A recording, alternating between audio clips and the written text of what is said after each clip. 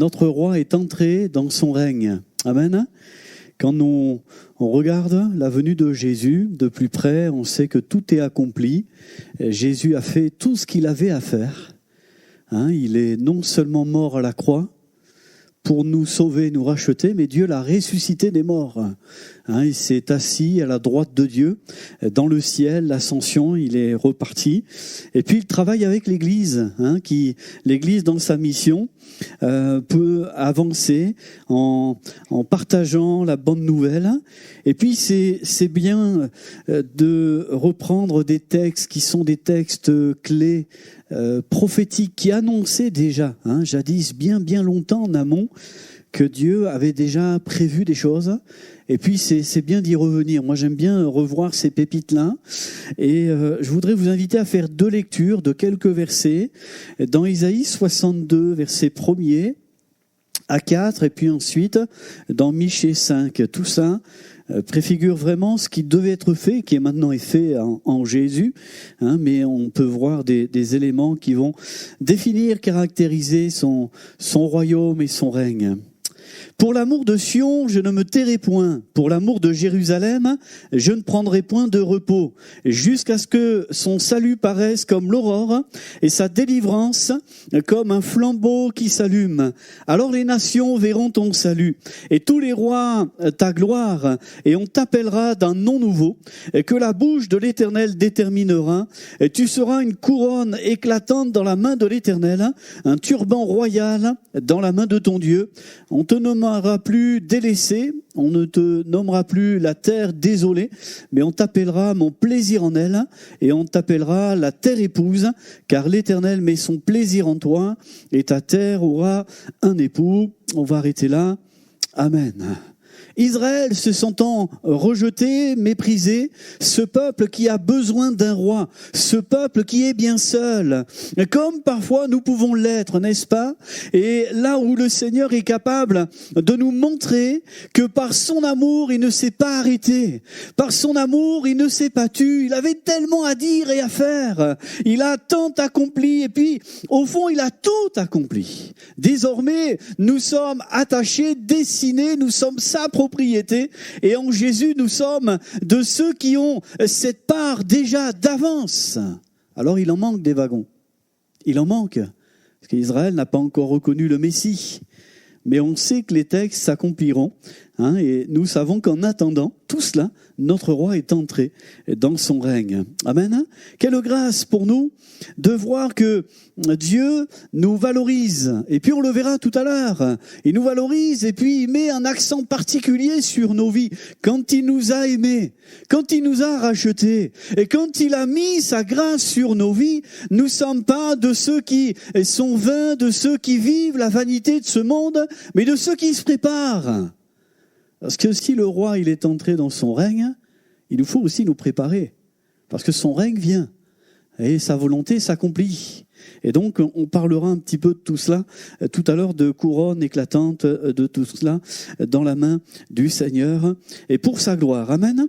Un autre texte, une autre pépite. Voilà, ces textes 8 siècles avant que Jésus ne vienne. C'est pas des moindres non plus. Avec quelle précision, quand vous regardez ce qui a été dit, puis ce qui est accompli. C'est merveilleux de pouvoir avoir la parole de Dieu, n'est-ce pas? Amen. J'ai eu peur. Voilà, Michée, Michée, chapitre 5, verset 1er. Et toi, Bethléem, Ephrata, petite entre les milliers de Juda, de toi sortira pour moi celui qui dominera sur Israël, et dont les activités remontent aux temps anciens, au jour de l'éternité. C'est pourquoi il les livrera jusqu'au temps où enfantera celle qui doit enfanter, et le reste de ses frères reviendra auprès des enfants d'Israël. Il se présentera et il gouvernera avec la force de l'Éternel, avec la majesté du nom de l'Éternel son Dieu. Ils auront une demeure assurée, car il sera glorifié jusqu'aux extrémités de la terre. C'est lui qui ramènera la paix. Amen. Amen. C'est bon de l'avoir, la parole de Dieu. C'est bon de l'avoir parce qu'elle définit, elle cadre, elle englobe un ensemble de choses. Il nous faut être lecteurs de la Bible. Amen. De ceux qui la méditent, qui la serrent sur leur cœur. Oui, parce que nous avons des précisions là sur son règne, sur notre roi. Et il est venu jusqu'au temps où elle enfantera celle qui doit enfanter. Nous avons des éléments qui étaient dits, qui étaient donnés déjà. Mais pour nous, les temps des fêtes, bien que la date ne peut pas être fixée, c'est un temps peut-être exceptionnel, dans le sens où nous pouvons être reconnaissants à Dieu. Reconnaissant à Dieu parce qu'il est bienvenu. Il est bien là, présent au milieu de nous, en nous. Il est bien présent. Oui, ce que Dieu nous propose, c'est d'être de ceux qui reprennent tous ces éléments d'indice, tous ces éléments qui ont marqué l'histoire pour entretenir nos cœurs dans la foi, dans la perspective de son retour, de son règne, parce que notre Seigneur, il est vivant. Amen. Alors nous allons regarder quelques éléments de précision qui sont aussi des thèmes bibliques du roi, bien qu'il a été négligé, mais qui règne malgré tout. Le règne, il n'a pas été perçu, bien au-delà de ce que les hommes voyaient. Il n'avait rien pour attirer nos regards. Et cependant, il a pris toute la condamnation de Dieu sur ses épaules. Puis au-delà même de la croix, pouvait-il voir qu'il ressusciterait? Vous vous rendez compte? Qu'il ressusciterait et qu'il serait reparti auprès de son Père et qu'un jour il reviendra et qu'il sera toujours auprès de son Père. Qui pouvait voir derrière l'œuvre de la croix? Peut-être que dans la vie, on a essayé de voir. On n'a pas vu grand-chose. On s'attendait à voir mieux. On a essayé peut-être de regarder, puis d'aviser, peut-être d'adapter notre vision, nos lunettes, de reprendre, essayer de comprendre, percevoir les choses. Mais n'est-ce pas par notre roi lui-même, qui pourrait nous expliquer lui-même de ce qu'il est capable de faire? Sa parole est riche. Et voyez-vous, ce que nous pouvons trouver dans ces textes, c'est qu'en fait, cette prophétie, elle présente son éternité.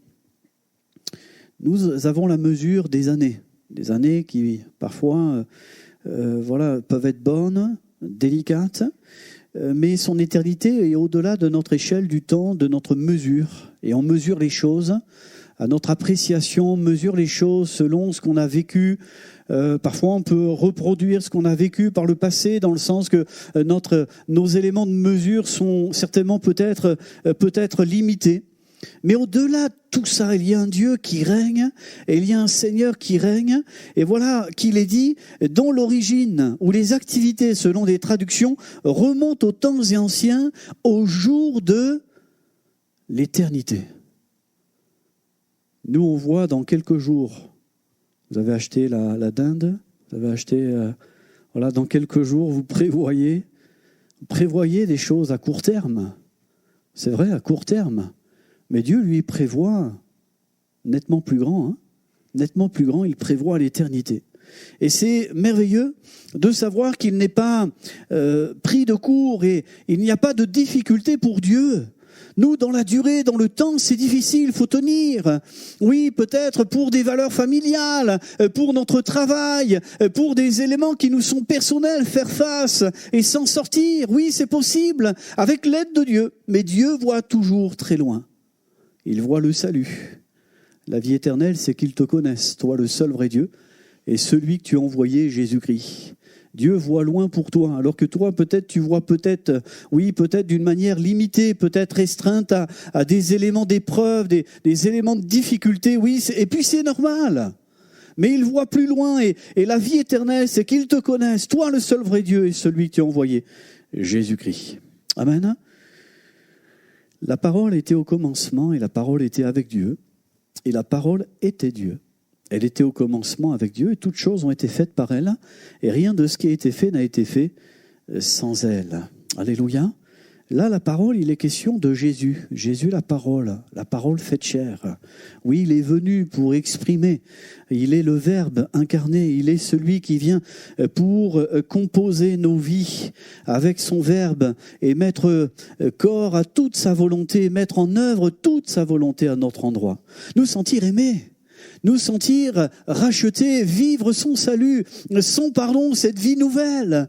Et c'est au-delà même d'une religiosité quelque part qui dénature les choses. Parce que nous avons besoin de cette relation, de cette graine, j'allais dire, de cette dimension d'éternité qui nous dit, eh bien, crois au Seigneur Jésus, tu seras sauvé.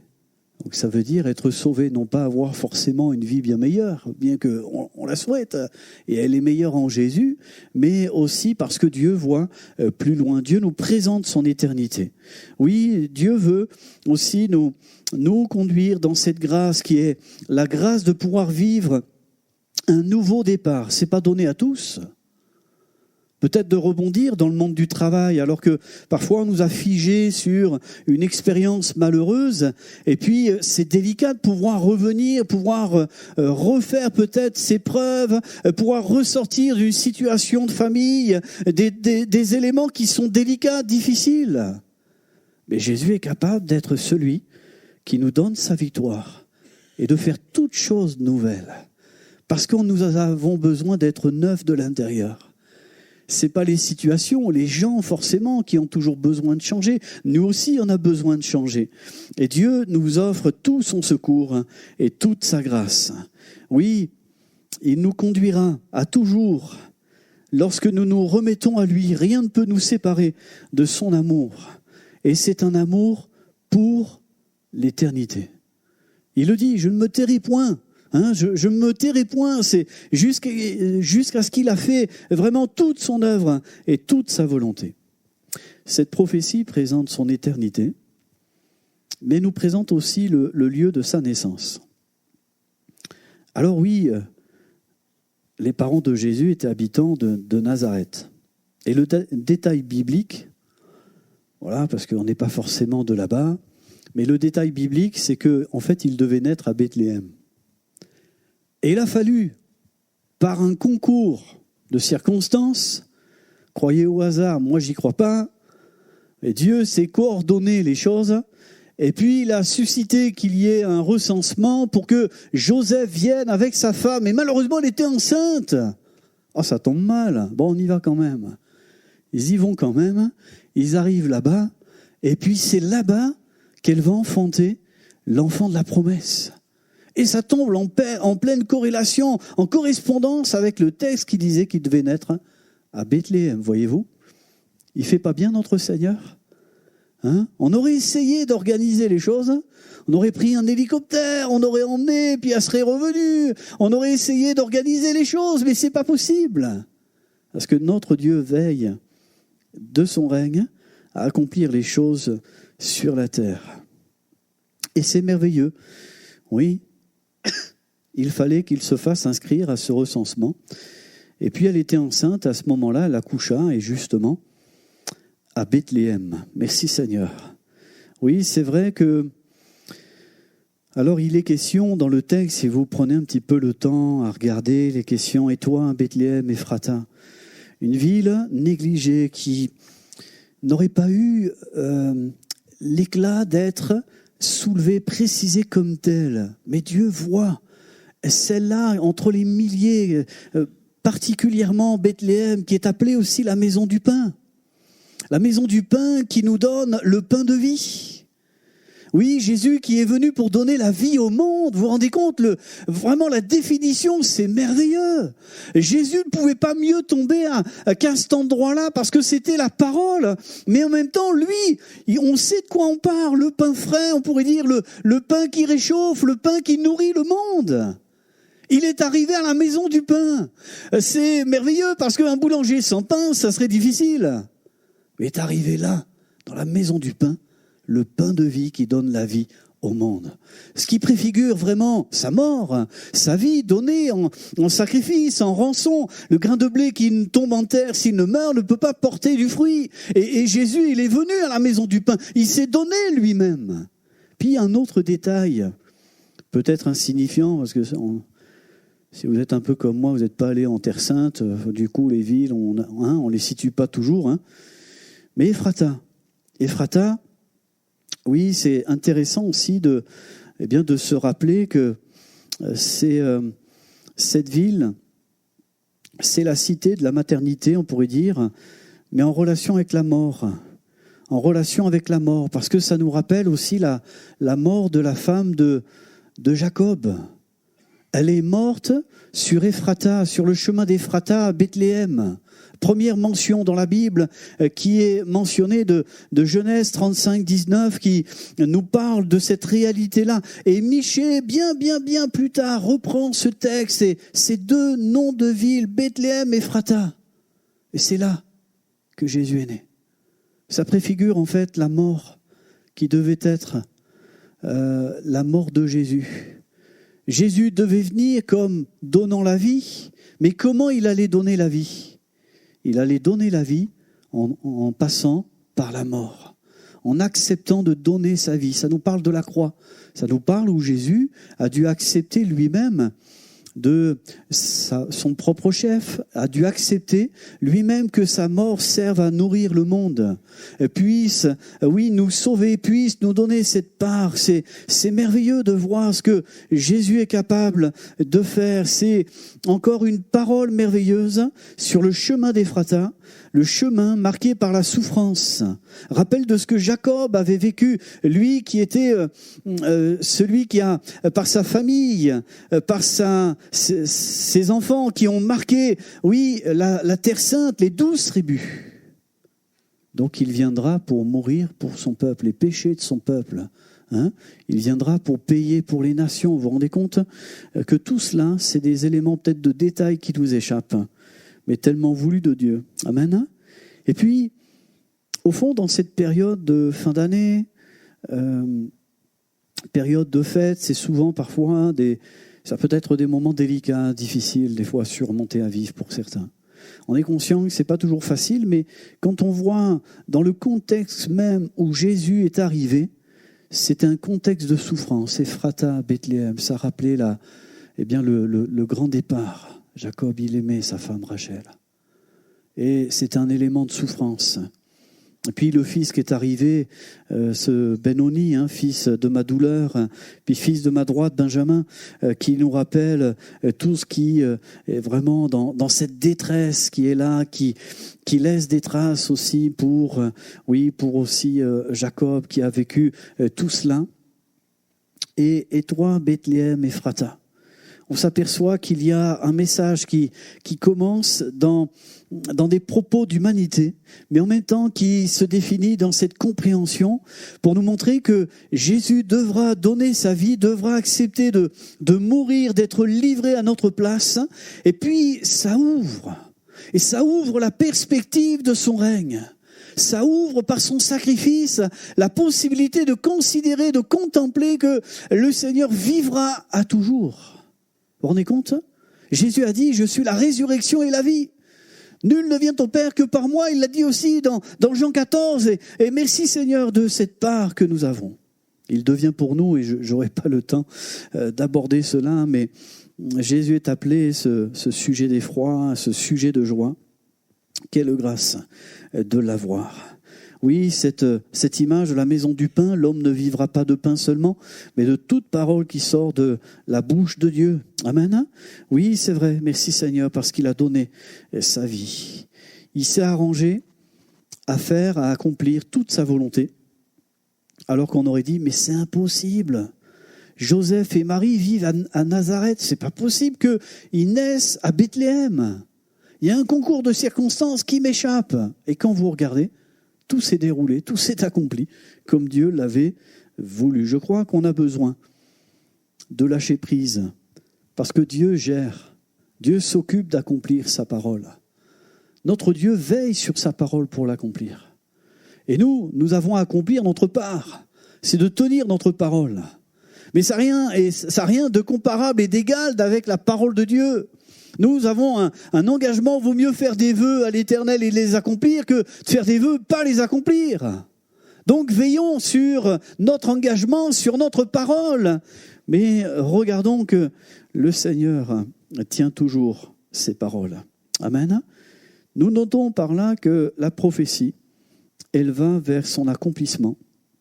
Oui, parce que au travers de tout cela, si vous regardez Bethléem, Ephrata, tout ce qui montre ces éléments, vous avez plusieurs verbes qui ressortent dans le texte de Michée, qui définissent des éléments qui sont de son règne. Dominera, il gouvernera, il ramènera la paix.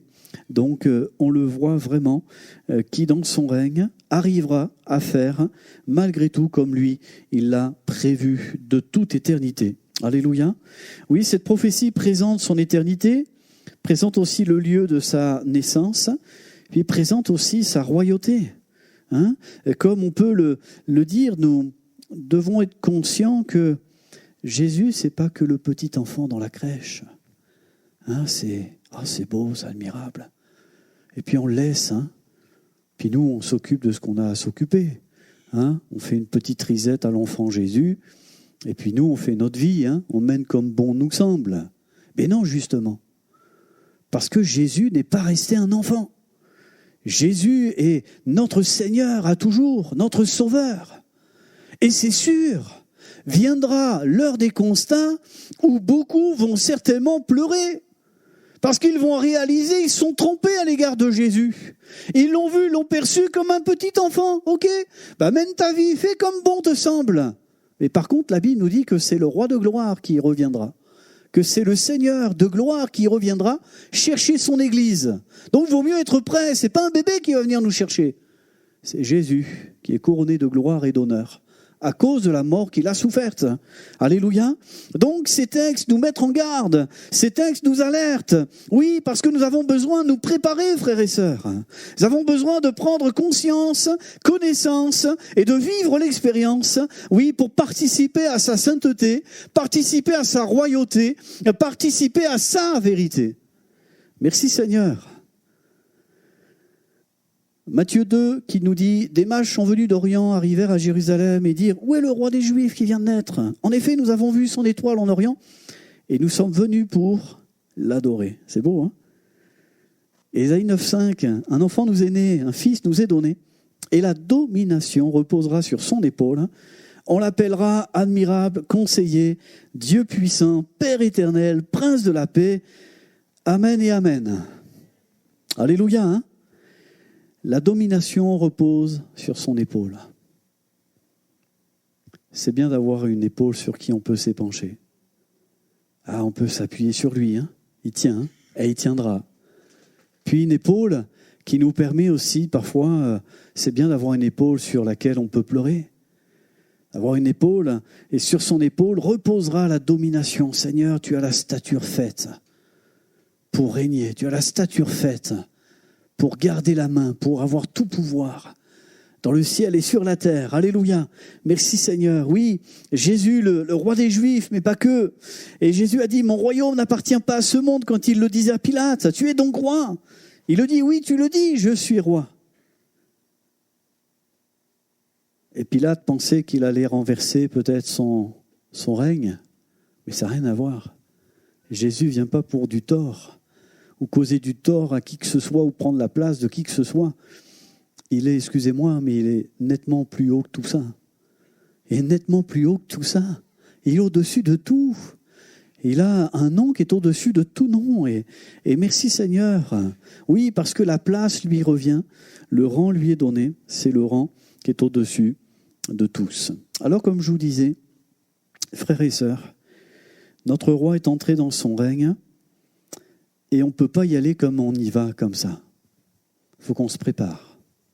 Ah oui, excusez-moi, mais il faut qu'on se prépare, là. Est-ce que vous vous sentez prêt à rentrer dans le règne de Dieu pour l'éternité ? Est-ce que vous sentez que tout est accompli, que tout est fait, qu'on a fait notre part ? C'est bon, Seigneur, vas-y, fonce, viens nous chercher. On est prêt. Le Seigneur, lui, est entré dans son règne. Ça veut dire que nous allons entrer dans sa maison. Nous allons entrer dans sa maison, dans sa présence, dans son éternité. Et c'est à nous de nous préparer. Autant que Jésus, il est venu. Il a été mal reçu. Il n'y avait pas de place dans l'hôtellerie. Vous vous souvenez de ça ? Il n'y avait pas de place. Et il est venu, il a été mal accueilli. Mais par contre, Dieu nous réserve bon accueil. Vous en doutez de ça ? Mais non, il nous réserve bon accueil. Et c'est à nous de nous préparer, parce que c'est vrai, si nous avons la foi pour être sauvés, si nous croyons en Jésus qui est le Sauveur et le Seigneur, oui, nous croyons aussi Quel jour viendra où il sera la nécessité de dire, oui Seigneur, nous entrons dans ton règne, dans ta présence. Tu es notre roi, comme nous le disons. Et nous avons aussi besoin d'avoir nous-mêmes de quoi nous préparer comme Israël. On a lu tout à l'heure dans Isaïe 62 de pouvoir. Tu seras, Israël, est considéré comme une couronne éclatante dans la main de l'Éternel, un turban royal dans la main de ton Dieu. Et nous, en tant que disciples de Jésus-Christ, nous avons besoin de revêtir des couronnes. Alors on va les parcourir rapidement. Voilà, lorsque il est dit que Jésus avait dû avoir tout d'abord la couronne d'épines. Jésus, on lui a offert cette couronne d'épines, comme si qu'il gênait. Ils tressèrent une couronne d'épines, lui posèrent sur sa tête et lui mirent un roseau dans la main droite et puis s'agenouillant devant lui, ils se moquaient de lui en disant « Salut, roi des Juifs !» Imaginez, certainement très douloureux pour lui. Même si c'était un élément de moquerie, qu'il devait être battu, humilié, insulté par ces Romains, Jésus savait que c'était une préfiguration de ce qu'il venait enlever pour nous, c'est-à-dire les épines, ce qui fait mal et souffrir. Il fallait qu'il le porte, qu'il le subisse lui. Il fallait qu'il le vive.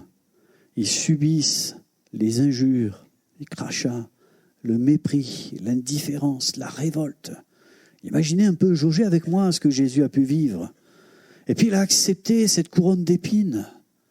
Il n'a pas dit « Non, moi j'en ai pas besoin, je suis le roi de gloire, j'ai pas besoin de ça, moi ». Non, il l'a pris, il l'a accepté. On pourrait se dire, mais on s'est trompé, c'est pas possible, c'est une grosse supercherie, on s'est complètement planté, c'est pas possible. Non, Jésus l'a pris, il l'a accepté pour nous. Il l'a accepté afin qu'on comprenne par là qu'il a pris tout ce qui est des épines, tout ce qui nous fait mal et souffrir, tout se retrouve en lui. Et c'est dans ces meurtrissures que nous avons la guérison, alléluia.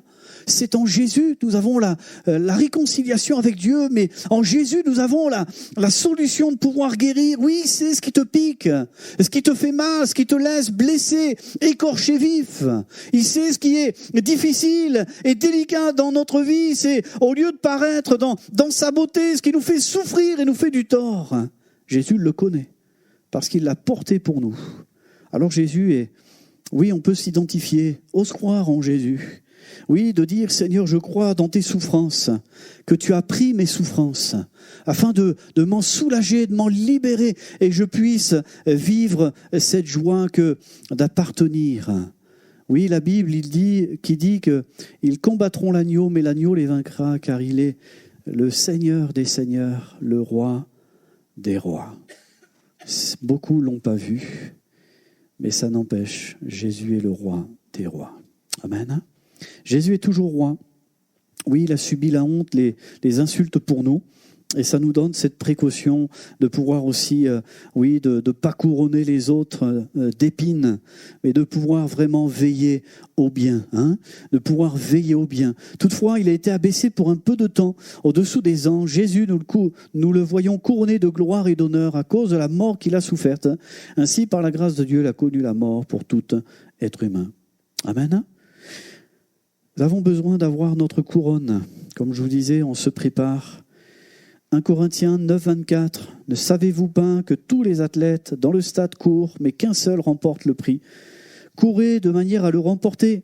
Tous les athlètes s'imposent toutes sortes de privations et ils le font pour obtenir une couronne qui va se détruire. Mais nous, c'est pour une couronne indestructible. Nous pouvons courir, frères et sœurs. Non pas là où la rouille et la teigne détruisent, mais nous pouvons vraiment amasser des trésors là où le Seigneur nous a rachetés. Oui, une couronne indestructible. Nous avons besoin de courir pour gagner le prix de la course, le bon combat de la foi, de notre persévérance. Alléluia. Il y a aussi dans la Bible la couronne de justice. 2 Timothée 4, 8. Maintenant, la couronne de justice m'est réservée. Le Seigneur, le juste juge, me la remettra en ce jour-là. Et non seulement à moi, mais à tous ceux qui auront attendu avec amour sa venue. Amen. C'est beau d'avoir aussi de cette couronne qui en fait porte la marque de son intervention à notre endroit. C'est sa justice, c'est pas la nôtre. C'est lui qui sait faire les choses. Alléluia. Oui, notre cité à nous est dans les cieux. Nous attendons notre Sauveur et Seigneur, le Seigneur Jésus-Christ. Alléluia. Cette couronne n'est pas destinée à faire notre propre justice, à nous tirer d'affaire nous-mêmes, mais de laisser peut-être l'arrogance, l'orgueil, mais d'être dans la présence du Seigneur. Quelle joie d'avoir été racheté, mis de côté par son amour et sa grâce. La Bible parle aussi de la couronne de gloire. 1 Pierre 5,4. Lorsque le souverain pasteur apparaîtra, vous recevrez la couronne incorruptible de la gloire. Amen. Oui, la couronne de gloire ne se ternit jamais. C'est plus que l'or 18 carats. C'est vraiment une excellence. C'est merveilleux de voir cette gloire de Dieu. Amen. Et puis, il est aussi de question dans un autre texte de pouvoir se réjouir. 1 Thessaloniciens 2,19, la version anglaise la plus célèbre, et également question de la couronne de gloire. Oui, c'est une question d'une couronne de joie dans le sens où on réalise notre espérance, notre appartenance. Amen. Et on se dit, mais Seigneur, ça en vaut la peine. Ça en vaut la peine de vivre la vie chrétienne, non? Amen. Oui ou non? Amen, merci Seigneur, ça en vaut la peine. Et réjouissez-vous toujours dans le Seigneur. Oui, parce que le Seigneur lui-même est notre joie. Quoi qu'il arrive, nous savons que c'est pas un règne ici-bas, mais c'est un règne éternel. Merci Seigneur, oui, pour son œuvre. Et je termine, oui, avec la couronne de vie. Ne crains pas, parce que tu vas souffrir. Oups. Voici le diable jettera quelques-uns de vous en prison, afin que vous soyez éprouvés. Et vous aurez une tribulation de 10 jours. Sois fidèle jusqu'à la mort. Je te donnerai la couronne de vie. Amen. Il y a des choses qui durent avec Dieu. Apocalypse 2,10. Oui, le Seigneur nous demande, frères et sœurs, d'être fidèles. Il nous demande de persévérer dans la foi, dans l'obéissance, dans la consécration, dans l'attachement au Seigneur et à sa parole. Oui, pour le Seigneur, c'est un jour est comme 1000 ans. Le Seigneur désire vraiment nous rapprocher, nous accueillir. C'est à la porte, c'est à une portée de main, on pourrait dire. Il est là. Et son règne est déjà un règne qui est ouvert. Et c'est à nous de pouvoir y rentrer. C'est à nous peut-être de se déchausser. C'est à nous peut-être de revenir. C'est à nous de réaliser, de prendre conscience encore que notre part est précieuse. Oui, son appel est précieux. Son amour ne peut pas se taire, comme on l'avait dit tout à l'heure, ne peut pas se contenir. C'est à nous encore de veiller, frères et sœurs. C'est à nous de nous préparer au mieux avec sa grâce. Oui, en Jésus, nous sommes devenus parfaits. Ça ne veut pas dire qu'on est dans l'excellence. On est en devenir. Et on se prépare à rencontrer le Seigneur. Amen. Fixons nos yeux sur le Seigneur. Ne détournons pas l'objectif. Peut-être qu'avec votre appareil photo, vous allez chercher à faire les plus belles prises, là, dans quelques jours. Mais perdez pas l'objectif d'avoir Jésus vraiment dans l'objectif. De pouvoir vraiment regarder là ce qui en vaut la peine et de dire merci Seigneur, nous avons en toi ce qui est digne d'être vécu. Amen. Alors, le Seigneur vous offre une couronne ce matin. Ça vous va, mesdames? Mais vous aussi, messieurs. Quelle grâce quand même. Mais au fond, on sait bien que dans la parole de Dieu, il dit que, en fait, on arrivera en sa présence et on jettera à ses pieds nos couronnes. Parce qu'en fait, c'est lui qui en est digne. C'est lui qui mérite tout honneur et toute reconnaissance. C'est lui qui mérite de recevoir toute chose. Mais voyez-vous, cette année se termine, une nouvelle commence. Et voilà ce que Dieu vous prévoit. Psaume 65, verset 12. Tu couronnes l'année de tes biens et tes pas versent l'abondance. Imaginez ce que Dieu veut faire de cette nouvelle année qui vient. C'est une perspective pour qu'il puisse être glorifié en toutes choses, dans nos choix, nos décisions, dans notre vie, dans notre cœur, dans notre famille. Tu couronnes l'année de tes biens. Seigneur, c'est sur toi qu'on met sur toi qu'on fixe notre GPS. On veut aller dans le bon sens des choses. Oui, on va vers la destination où toi, tu as déjà la vue globale, où tu as prévu, oui, de nous bénir dans cette année nouvelle qui vient.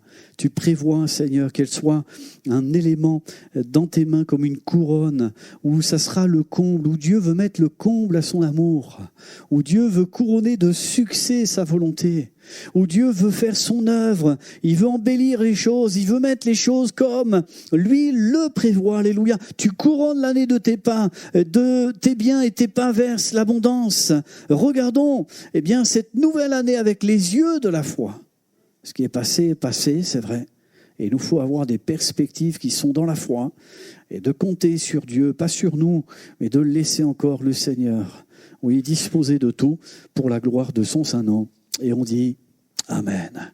Seigneur, merci pour cette part. Merci pour ce privilège. Merci parce que si nous nous adressons à toi, c'est que tu es vivant, et c'est que tu es présent, et tu es tout puissant, tu es capable de faire là encore tes œuvres.